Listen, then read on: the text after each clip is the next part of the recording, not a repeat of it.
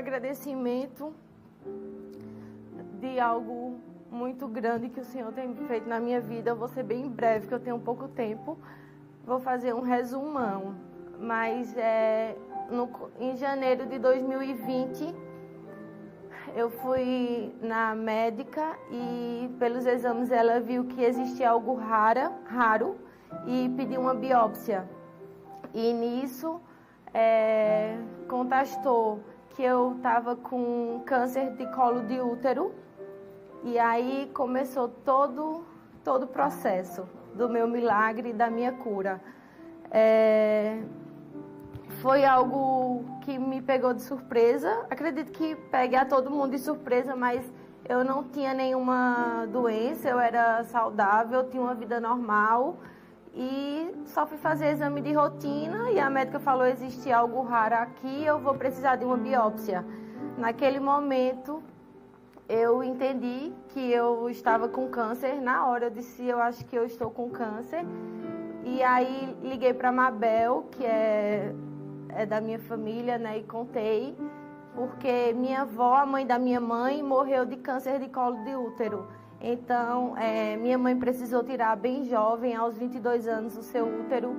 A minha prima teve, então eu sabia que isso era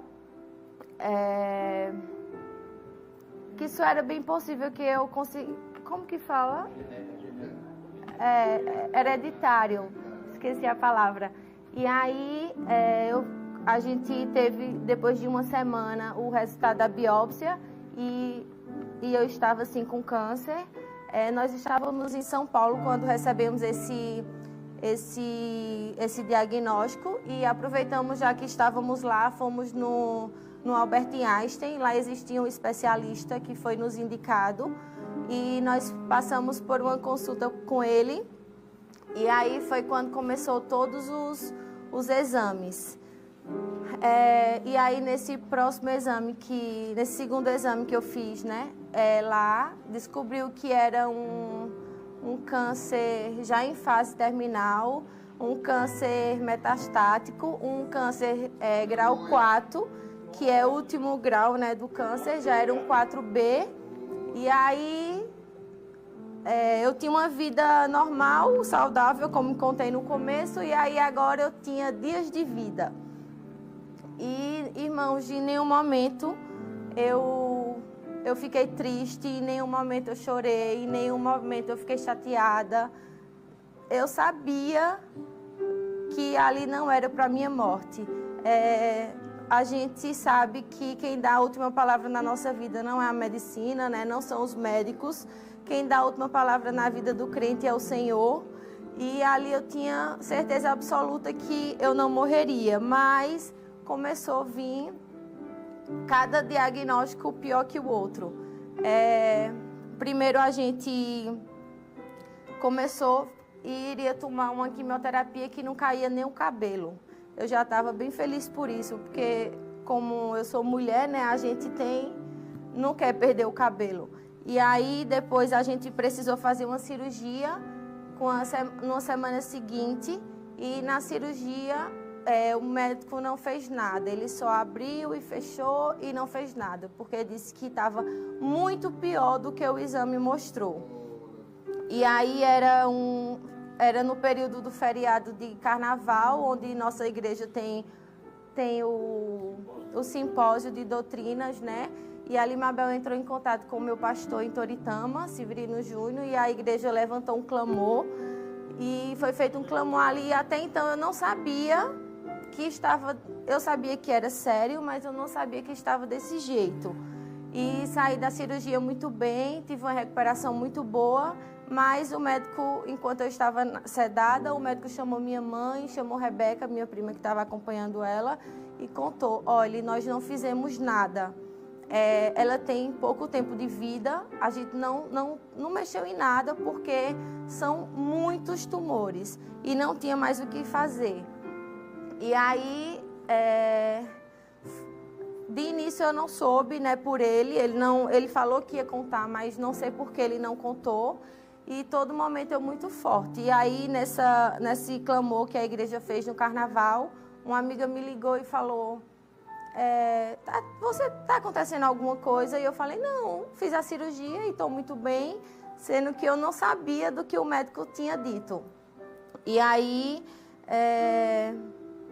começou todo o processo para minha família me contar, e minha prima chegou e contou, olha, o médico falou que não tem mais jeito, que você tem pouco tempo de vida, que eles vão lhe dar, sim, um tratamento de quimioterapia por você ser muito jovem e não vão lhe deixar morrer à míngua, né, como as pessoas falam, mas que você precisa entender que não tem jeito.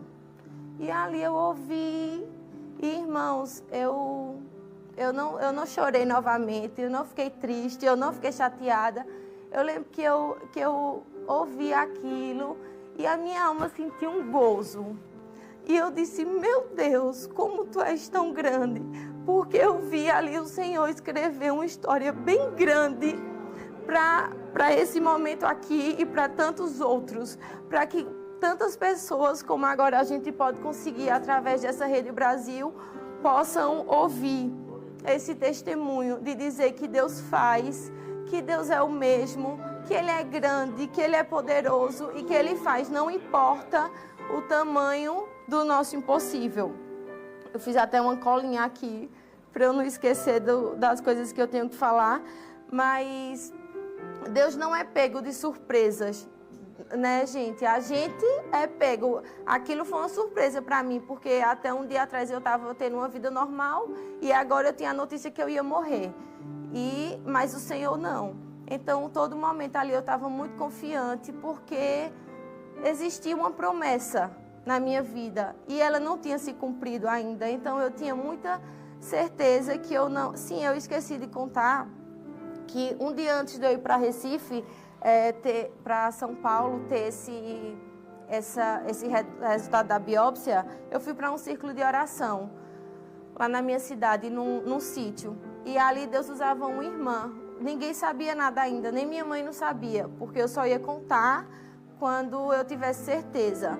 E ali Deus usava uma irmã na hora da palavra e ela falava assim, eu ia dar outra palavra, mas agora quando eu cheguei, o Senhor me manda falar sobre a mulher do fluxo de sangue. E enquanto ela começava a contar aquela história, ela virou assim para mim e falou, irmã Deane, você crê que Deus cura câncer? E ali eu tinha certeza absoluta que a minha biópsia ia dar positiva. E eu disse, creio. E ela disse, o Senhor manda te dizer que não é para a morte, é para a honra e glória do nome dEle. E Toritama vai ver e vai se alegrar com o que Deus vai fazer na tua vida. E eu lembro que eu voltei, era num sítio, assim, tinha que pegar a pista. E eu lembro que eu voltei dirigindo, conversando com Deus sozinha. E eu disse, Deus, por que o Senhor me disse?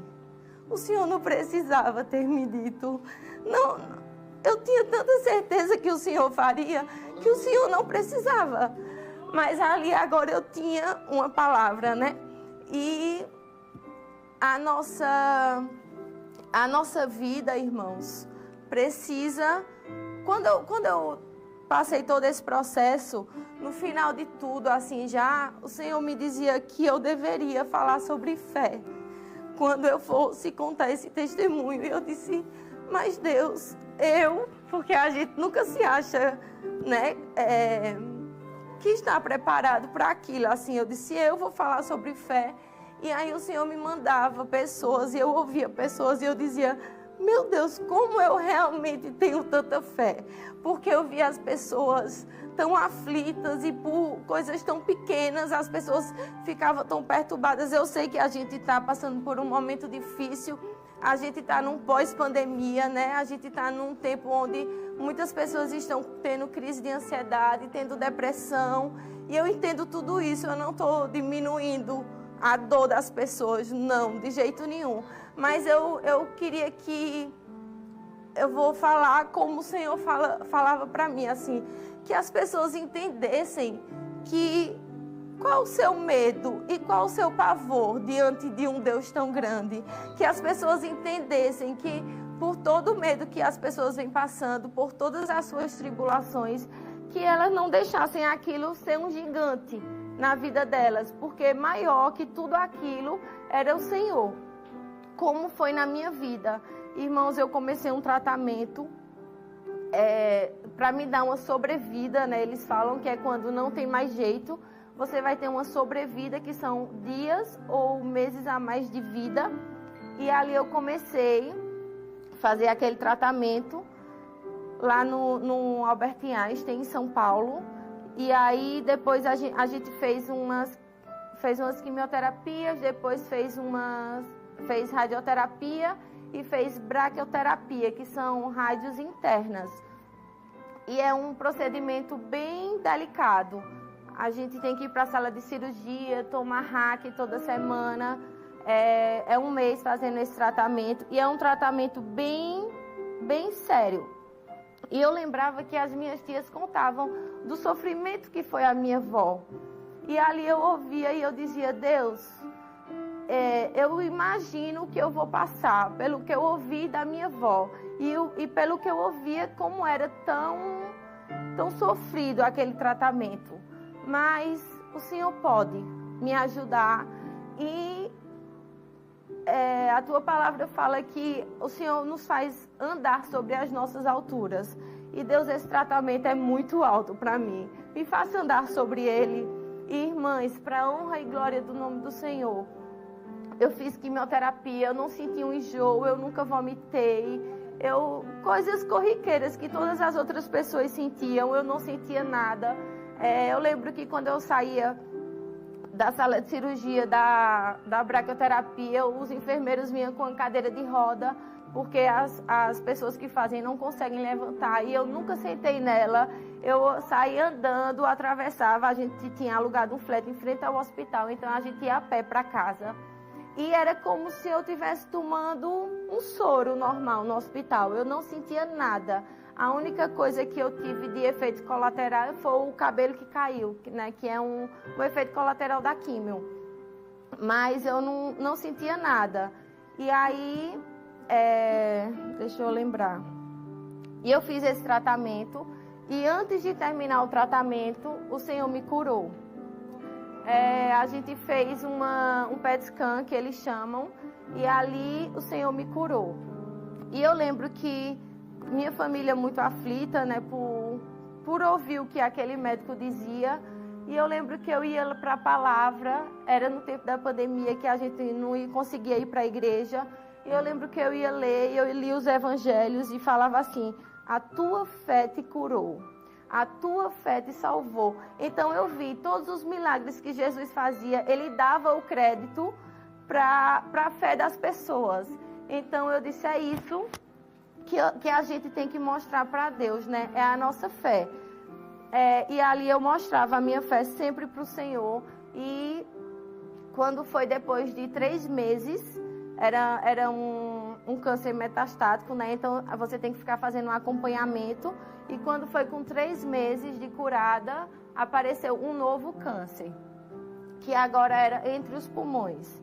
E ele falou, olha, a gente lhe deu um tratamento muito forte há pouco tempo, então agora você vai ter que ficar um tempo sem tomar a quimioterapia, porque é muito pesada e o seu corpo não vai aguentar. E ali ia começar tudo de novo. Mas Deus, que é bom e maravilhoso, fez diferente. Fez aquele médico não me dar as químios, e ali eu não precisei tomar tratamento nenhum. E eu passei, irmãos, 1 ano e 7 meses sem fazer nada, tendo uma vida normal. Ele falou, a partir de agora você não pode pegar peso, você não pode fazer muito esforço, porque você vai começar a ficar cansada, o seu corpo não vai aguentar. E tinha várias coisas. Ele disse, você não pode pegar Covid. Eu peguei Covid, não senti nada. E ali ele ficava... Eu lembro que ele falou que lá tinha um dia da semana que todos os especialistas levavam os seus casos impossíveis. E eu lembro que quando eu cheguei, ele falava assim para mim, Deane, ninguém quer saber de nada, só de Deane Costa. Todos os especialistas só queriam saber do meu caso, porque era um câncer raro, era um câncer de poucos dias, era um câncer que durante o tratamento, teve outro médico que falou assim, o seu tempo de quimioterapia é a cada 21 dias. Você tomou a primeira, mas a segunda você não consegue chegar.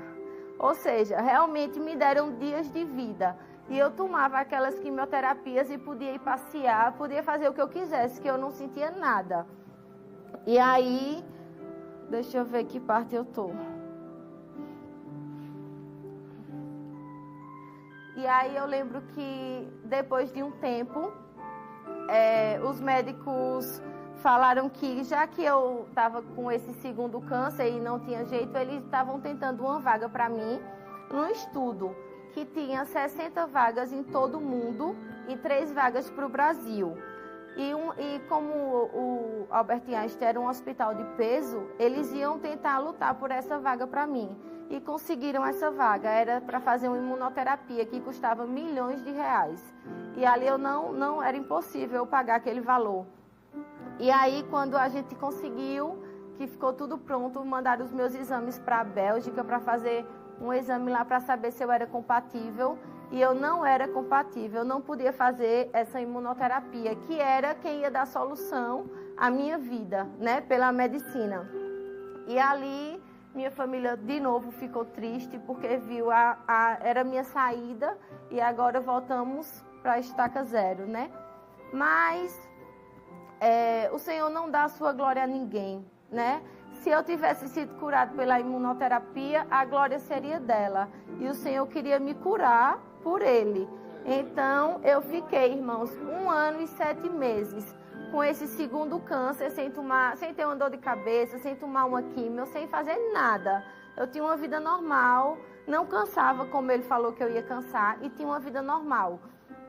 E aí, quando foi mês passado, eu voltei em São Paulo, fiz outro exame que eles pediram. E para a honra e glória do nome do Senhor, não tinha mais nada. Ou seja, esse segundo câncer, ele foi curado totalmente, sem medicação nenhuma. Foi o Senhor que curou. Eu lembro que antes, lá em São Paulo, eu tomava uma quimioterapia a cada quarta-feira. E agora, eu passava cada quarta-feira no meu ciclo de oração. E eu dizia à minha dirigente, a minha quimioterapia do céu está sendo tomada hoje.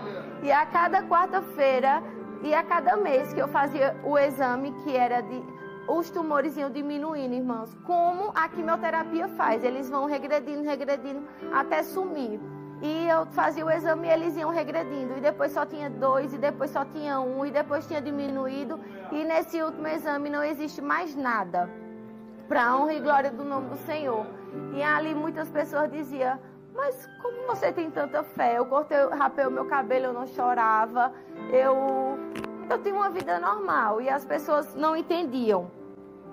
E eu dizia, Deus, o Senhor sabe que não é... Eu tinha certeza que o Senhor faria, e eu estava na dispensação dele, eu não sabia como seria o processo, né? Mas eu tinha certeza do final, que era a cura. E o Senhor me mandava falar sobre fé, né? Que as pessoas tivessem mais fé, sabe? Que as pessoas, que quando Davi vai lá, né, matar o gigante, as pessoas dizem, sai daí, né? Tu é um menino. E ali Davi fala, né? Meu Senhor, eu já matei o urso e o leão, né? E o Senhor te pergunta, e o que o Senhor já fez por tu? Em vez de tu focar nesse teu problema, foca no que o Senhor já fez, para tu lembrar que Ele já fez, para tu lembrar que Ele pode fazer de novo, né? Então, eu estou aqui hoje grata, deixando registrado esse meu testemunho que o Senhor fez e o Senhor faz, irmãos.